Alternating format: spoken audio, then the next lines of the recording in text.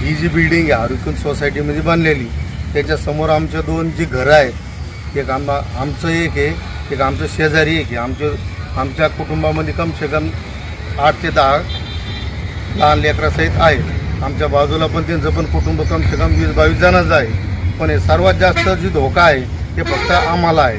कारण या बिल्डिंगचा जी हा आहे काय जे कल ते आमच्याकडे जास्त झुकलेला आहे. पण उद्या कळत न कळत सगळ्यात जास्त भीती आम्हालाच तयार झालेली आहे. उद्या जरी बिल्डिंग पडली तर आमचे दोन्ही कुटुंब उद्ध्वस्त होते.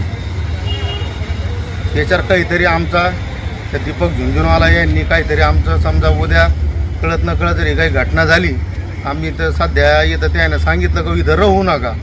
इथं समजा आम्ही तर इकडे तिकडे समजा थोडंफार इकडे तिकडे बाहेर तर जातो फिरण्यासाठी. तुम्हाला कोणी सांगितलं इथं राहू नका म्हणून? आमची एक मिनिट, तुम्हाला कोणी सांगितलं इथं राहू नका म्हणून? प्रशासनानं आम्हाला सांगितलं. अच्छा, बिल्डरचं काय म्हणणं आहे? मग बिल्डरचं म्हणणं आहे तुमच्या हिशोबानं काय करायचं ते करा.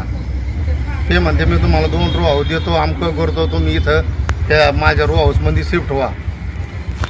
जे आमची जी काही नुकसान भरपाई ते दीपक झुंझुनवाला याचा जबाबदार राहील.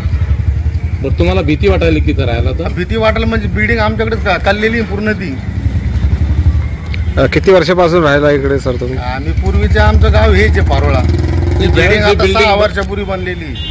हे जी बिल्डिंगच्या बनल्या हा वेगळा आहे आणि आम्ही वेगळे. तुम्ही रहिवासीची कॉलनी वेगळी? आमची रहिवासीची कॉलनी वेगळी, आमचे 2 कुटुंब वेगळे इथं. अच्छा. त्याच्या समोर जे राहतो ना तर सगळ्यात जास्त धोका जी या बिल्डिंग पासून आम्हाला जी.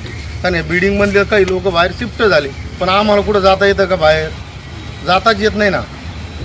तेगच म्हणते आमचे 2 रो हाऊस घ्या, इथं राहा. पण उद्या जर आमची बिल्डिंग आमच्या इकडे जर पडली तर सगळ्यात जास्त आमच्या घराचं याचं नुकसान कोण भरपाई देणार? त्या हिशोबानं 2 रो हाऊस देत आहे राहण्यापुरत्या, ते कोण देत आहे? ते झुंझुनवाला देत आहे. म्हणजे इथले ओनर का, बिल्डर का? हा, बिल्डर देत आहे. पण आमचं एवढं मोठं समजा येतं तिथं शिफ्ट होता येत नाही ना. ते आज समजा आज देते पण उद्या ते 8 दिवसानं आम्हाला खाली करायला लावते. ते ना कुठं आमच्या नावे थोडं करून दिलं. पत्ता पारोळा, तालुका पैठण, जिल्हा छत्रपती संभाजीनगर.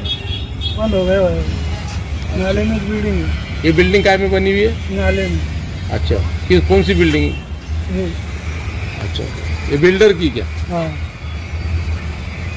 चलो, आपका नाम बताइए, नाम बताइए आपका। हमें खबर नहीं पता था।